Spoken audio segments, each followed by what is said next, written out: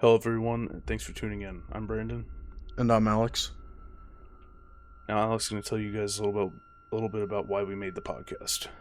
We love everything creepy and would love to put our input and opinions out there and discuss some topics with you guys about the things that we find terrifying and creepy. And if you guys love horror as much as we do, you definitely came to the right place. We will be discussing everything from horror stories to horror video games, and every Sunday we will be uploading an episode for SCP Sundays. Horror movies bring us the same feeling we get when others watch Hallmark or a happy comedy movie. It's always been that way, and we know some of you out there feel the same. And in conclusion, we just want to give you guys a rundown of the channel and what to expect. And to get started, we will be reading a couple of stories to you guys, with the first story being The Uncanny Valley Has My Daughter, from subreddit r/nosleep and user dlschindler. Okay, Alex, you ready to get into this? I'm ready. Okay. The Uncanny Valley Has My Daughter. I don't know why I'm writing this. Maybe if I said it out loud it'll make more sense. Maybe not. This happened 11 days ago. My wife says we shouldn't talk about it anymore, for Sam's sake. She hasn't stopped crying when she thinks I can't hear her, but I need to tell someone. I need someone to tell me if I'm losing my mind. We were driving back from a camping trip. Me, my wife, our two kids, Ellie and Sam. It was late, later than it should have been. We'd misjudged the distance, and the kids were whining about being hungry. So when we saw a diner, one of those 24-hour places that look exactly like every other diner on Earth, we pulled in. There was hardly anyone inside. A waitress at the counter, an old guy in the booth near the back, staring out the window like he wasn't really there. We picked a table by the door. Ellie was the one who noticed it. She's always been the observant one. Why is that man in our car?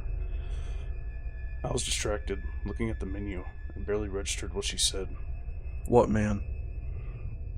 In the car. She said, like it was obvious. He's in my seat. I glanced out the window at our car parked right in front of us. I didn't see anyone. There's no one there, Ellie. I said. She frowned. Yes, there is. He's in the back seat. He's smiling at me. The way she said it wasn't scared or playful. It was flat. Matter of fact, my stomach nodded. I turned to my wife. She gave me a look like, just humor her. But something about Ellie's face stopped me from brushing it off. I'll go check, I said. The car was locked. No sign of anyone inside. I looked through the windows, even opened the back doors to check. Empty. I told myself she was just tired, kids imagining things. When I got back inside, the booth was empty. My wife was standing, frantic, calling Ellie's name. Sam was crying. I scanned the diner. The waitress looked confused, asking what was wrong. Ellie was gone. We tore that place apart. The bathrooms, the parking lot, the kitchen, nothing. My wife kept yelling at me and the waitress, asking if she saw anyone take Ellie. The waitress just shook her head, looking more and more panicked. The police came and asked all the questions you'd expect. The cameras outside the diner didn't work. They said they'd file a report, but I could see it in their eyes. They thought she'd wandered off. She didn't wander off. I've been going back to the diner. I don't tell my wife or Sam. I just sit there, staring out the window, holding Ellie's shoe, wondering what happened, watching for the old man. I can't stop thinking about him, how he didn't eat, didn't talk, didn't even look at us. Just sat there, staring out the window. I'm sure he had something to do with it, but I don't know how. The last time I went, I sat in my car afterward. I was so tired I must have dozed off. And when I woke up, I saw her, Ellie. She was in the diner, sitting at the booth where the old man had been, smiling at me and waving. The old man was behind her, standing still as a statue. I ran inside, but they were gone. Just gone. I lost it. I started yelling, demanding answers from the waitress and the cook. I must have looked like a lunatic. When the cook tried to calm me down, I punched him. The police came. I was arrested. They let me go the next day, on my own recognizance. I was given a no-contact order for the diner. And now I'm sitting here, terrified, holding a shoe and knowing I'll never get answers. The police are sure she's gone, maybe kidnapped, maybe dead. But I can make myself believe that. I can't stop seeing her face in the diner, smiling and waving. If I ever saw her again, would I even be able to save her? Or would she just vanish, just like before? I don't know what to believe anymore. I don't know what I expected when my wife invited her numerologist to her house, but I definitely didn't expect that. Her name was Linda, some woman my wife had been seeing for months, or so she told me. I thought it was just some harmless thing. She seemed to believe in all sorts of oddities, but I never paid it much attention. I had bigger things to worry about, but when Linda came over, she said something I'll never forget. I was in the kitchen, pacing, trying to get a grip. My wife had made me promise not to leave the house while the police did their investigation. My mind was spinning in circles, constantly replaying that damn shoe in the car. I barely noticed when Linda sat down at the kitchen table, her eyes locked on me with unnerving intensity. It's the Appalachian ley line. She said out of nowhere. I looked at her like she'd lost her mind. What the hell are you talking about? She didn't flinch, she just stared at me, like she knew I wouldn't believe it, but was going to say it anyway. Your daughter, Ellie, She continued. has always had a connection to a place beyond this one. Liminal place. It's not just a dream or some trick of the mind. She's part of something older than you can understand. The Appalachian ley line. It's ancient, and she's the 760th Watcher. I couldn't help it. I scoffed. A Watcher? What is this, some kind of role-playing game nonsense? You seriously expect me to believe this? She didn't even blink. She was calm, almost too calm. Ellie has assumed the role of the sole observer. She sees what no one else can. Her disappearance is not a tragedy, not a crime. It's a natural consequence of her ability to see what others cannot. I felt a cold knot of panic tighten in my stomach. What was she saying? I could barely keep my hands still. Listen to yourself. I snapped. This is a bunch of made-up garbage. I don't care what kind of scam you're running, but... Before I even realized what I was doing, I grabbed her by the arm and shoved her toward the door. My wife jumped up, shouting at me to stop, trying to pull me back, but I couldn't hear her. I was done. I was losing my mind. And all this nonsense, this ridiculous story about ley lines and watchers, was the breaking point. I don't know how it happened, but in the chaos, my elbow caught my wife in the face. She staggered backward, holding her cheek, eyes wide with shock. The sound of her gasp snapped me out of it. I looked at her, her face swollen already, and then I saw Linda staring at me, her eyes wide with a mix of fear and disgust. I couldn't breathe. I froze, realizing what I'd done. That's when the police showed up. My wife had already called them. I was arrested again, this time for aggravated second-degree assault on Linda and on my wife. They took me to the station. My wife didn't say a word. She wouldn't look at me. I was left in a cell, feeling like the last shred of sanity I had left was slipping away. I was released the next day, on my own recognizance, but the cops gave me a no-contact order for my wife and 2 counts of assault to deal with. I tried to go back home, but my wife was gone. I ended up in a hotel room by myself. The place was cheap, just a room with cracked walls and a bed that didn't even smell fresh. I had a shower and then tried to get some sleep. It was late. I'd gone to bed exhausted, my mind a mess, but I couldn't sleep. I got up needing to clear my head and went to the bathroom. The mirror was still fogged over from the shower. I almost didn't notice it at first, but when I looked again, I saw it. I love Dad, Ellie, 760. The letters were traced in the fog. It made my stomach drop. I stood there, staring at it, like I was in some kind of trance. It couldn't be her. It couldn't be. But the word 760? The same number Linda had mentioned? I rushed back into the room, staring out the window at the road, at the diner.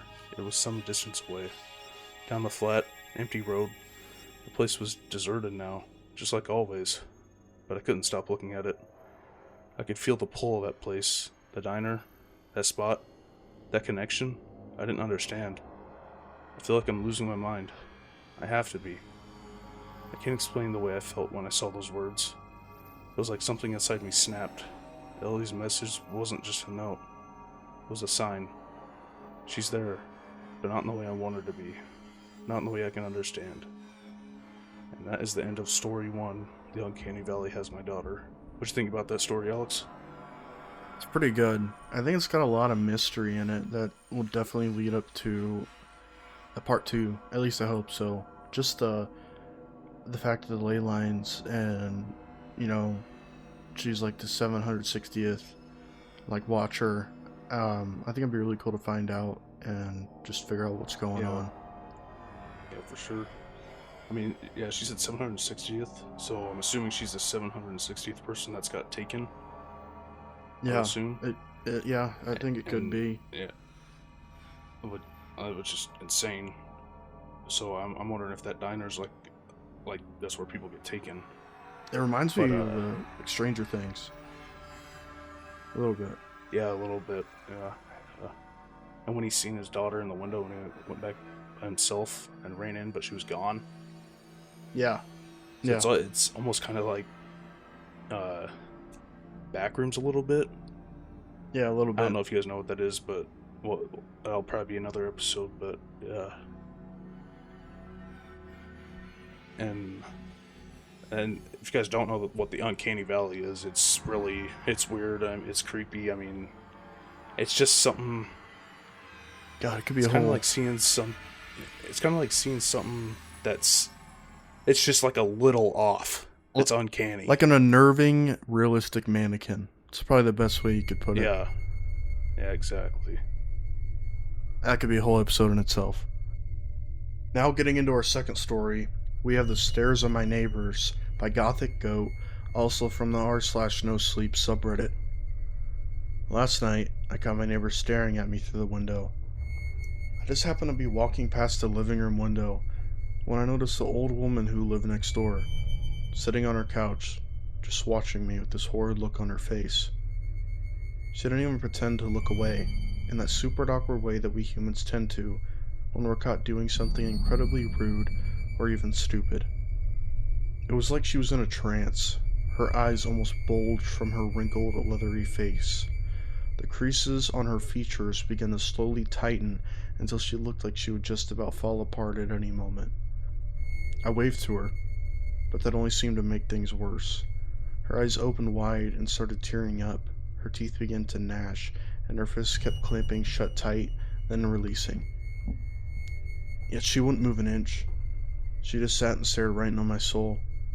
I felt my chest tighten, my mind playing out paranoid scenarios at lightning speed. What the hell was wrong with her? Was she going insane? I slowly inched forward, trying not to let my anxiety take over. My mind was trying to rationalize what it just saw, to no avail. That's when I saw her grandson run right up to her. She didn't even blink. He held up a drawing for her to look at, shouting and giggling. Slowly, the old woman grabbed his head and turned it out the window. His eyes went numb and twitched wildly as he went still. His gaze would not break from mine. I tried to motion to him, mouthing out, "You need help?" The boy's head started to turn sideways, still staring directly at me. His body went limp. Now I knew for sure something was wrong here. I quickly closed the distance to my window and shut the blinds, trying to shake the feeling of being watched. It was like icy needles were slowly piercing the back of my neck. I couldn't breathe, but when I turned around to go grab my inhaler, there was another person staring through my window, this one on the opposite side of the room. My body felt wobbly as I processed the man and his wife, my other neighbors. They stood on the lawn just outside my house. Both of them were just staring. The woman's face was twisted up in a look of absolute hysteria.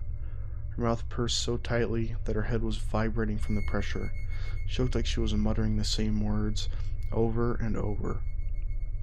Her husband was next to her, just a few feet from my window. He looked at me with a tightly wound look of absolute disgust. His body kept shivering. His tongue continuously licked his lips, like he was trying to keep them from drying up. I could feel my lungs trying to collapse in on themselves as I tried to wrap my mind around what was happening. I bolted across the living room, almost tripping on the corner of the couch as I ran faster than I ever had in my life.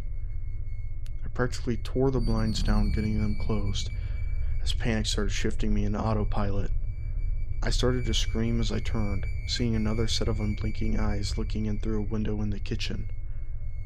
It was the only visible window from where I stood and stared back. The mailman usually made late runs, but now he stood completely still, the mail from his satchel blowing around him in a swirling motion. It was as if he had been walking and just completely froze the moment we locked eyes with each other. I started to scream at the top of my lungs, running to close the window. The man was just like the others, unflinchingly gawking at me with this growing intensity that made me want to curl up and cry. As I closed the curtain over the kitchen window, I decided enough was enough. I was going to call the police and have these people arrested. Whatever the hell was going on, it couldn't be natural. When I called, the bored woman on the phone assured me that the police were on their way. I managed to calm down a bit, assuring myself that it might be me who was going crazy, not them. Or maybe this was some elaborate trick, a prank set up by the neighbors. God, I hope so. Not long later, I heard the authoritative knocking that police officers always use to intimidate criminal and civilian alike. Police, open up. We got a call from this residence about a disturbance in the neighborhood. I sighed, and relieved that the people outside must have left. Now I'd have to explain to the officers that this was all just a silly misunderstanding. I was always a paranoid person. I opened the door quickly, happy to receive the help of my tax dollars at work. I wish I hadn't. 2 young police officers were stood on my porch, one up close and one lingering by the stairs of my porch. They both stood motionless, staring at me with the same intensely rigid eyes that everyone else had planted into their skulls that night. The front officer started stammering like a catatonic soldier stuck in combat, his fingers digging at nothing while his arms were stiff as a board.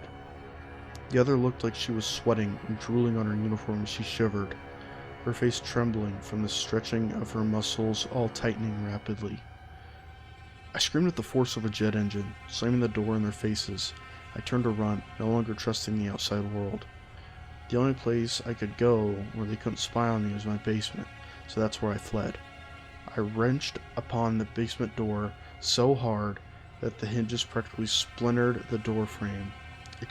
I wrenched open the basement door so hard that the hinges practically splintered the door frame, the doorknob puncturing drywall as it slammed out. My brain kept replaying a kaleidoscope slideshow of their horrible expressions, the glistening eyes that stared at me from bodies that no longer belonged to my neighbors. Hell, the whole world could be screwed for all I know. I quickly and quietly made my way down the rickety wooden stairs to my basement. The smell of mildew and old concrete made my head feel weak as I descended into the dimly lit room. I must have left the lights on when I went down there earlier. Eerily enough, I couldn't remember when or why I came back up without the spare kitchen chair.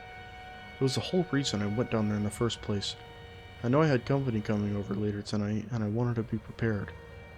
I got about 10 steps from the bottom when I stopped, holding my breath as nerve-tingling sounds reached my ears. It sounded like someone was down there. A man was whispering to himself, occasionally releasing a low and menacing laugh. He was talking to himself, and I could hear what sounded like a blade slicing into fresh meat. He would slice, then laugh, slice, and cry out. I couldn't go back up, so I thought maybe I could sneak by and find a weapon, maybe set up a barricade in the back room. I could stack the washer and dryer and block the door, I thought. I slowly creaked down the stairs. The moment my feet touched cold basement concrete, the man's mumbling and laughter ceased. In the deep dark dampness of my basement, a single light bulb hung from above. The smell of copper and iron fluttered my nose. It took me a long time to process the lunacy that lay before me. Under the single glowing yellow-orange light of the room, a man stood there. He wore a ragged-looking olive-colored jacket, a pair of torn and dirty jeans, and had a long bloodied knife gripped tightly in his hand. He just stood there, staring. His eyes were so wide that they looked like they would tear right open if he sneezed. His chest rose and shrank quickly. He looked like he would reach down and tear his own stomach out at any moment. Blood dotted him in dark speckles from head to toe, and as he shuffled just a bit in place with the nervous energy I had yet to see that night, I could feel his eyes drilling right through my head, like he was stuck here for all eternity. At his feet, I saw a bloodied and mangled corpse lying face up on its back, the blood coagulating as it touched the cold concrete floor, steam rising into the air from the warmth leaving its host. I wanted to scream. I wanted to run upstairs, run out the door, and find someone in the shadows of the streets to come and help me sort out the insanity of this night that I fell headfirst into unknowingly. Not because there was a killer in my house, not because everyone was staring into my soul that night. It's because the body I saw under that bloody knife and flickering fluorescent bulb was me. What'd you think of that, Brandon? I liked it. Yeah. What about you? I thought it was pretty good. It had a lot of things going on, kind of like continue. Body snatcher type thing. Yeah. It's just kind of like a weird psychological. I like the eeriness of it. Just random, like, people staring at you and they don't stop, and like you can tell there's different. Like, there's a huge difference between like someone you know staring at you, where it's just like, okay, whatever. But when it's a stranger and multiple people, you're like, what the hell? Like, it feels I feel like the more people, eerie and unsettling. Yeah. The more people, it really starts sinking. Like, what's going on? Like, what's wrong? And I'd really love to know more about like why they were staring. So I do hope we get like a part 2 or something. Yeah, and because God, it's just like so many unanswered questions. She said the dead body at the guy's feet in the basement was her. So I'm wondering if this is a play, like her brain playing, like she's already dead in the story, and her brain's playing back her last moments, and she's maybe like, her soul or whatever seeing her dead body. I don't know. Was it a female? Yeah, I'm pretty sure. I don't remember. Either way, equally horrifying. Especially the first part where the old lady was staring at her. That just makes it even more creepy. An old lady. Ugh. I don't know why, but like with older people, like older ladies, like when it comes into like horror movies and stuff, it's terrifying. Yeah, they're just. And when the police got there, they were already like. It already happened to them too. Yeah, so it's whenever I'm assuming it's whenever they look at the main character. So I wonder what. Yeah. I wonder what this has to do with the main character. That's a good thought, because she could be like, how do I put it? Like some disease or like, but I don't know. Yeah, there had to have been something going on. It was some type of trance, and it almost sounded like that kid died. Yeah, like he went limp when he turned. So I don't. Oh yeah. But yeah, that was the end of the second story. Thanks for tuning in, guys. And in the comments, let us know what you guys thought about the stories, and maybe recommend some for later episodes. But yeah, thanks for tuning in and listening. Have a great week. Thanks for turning in Nocturnal Whispers, everyone.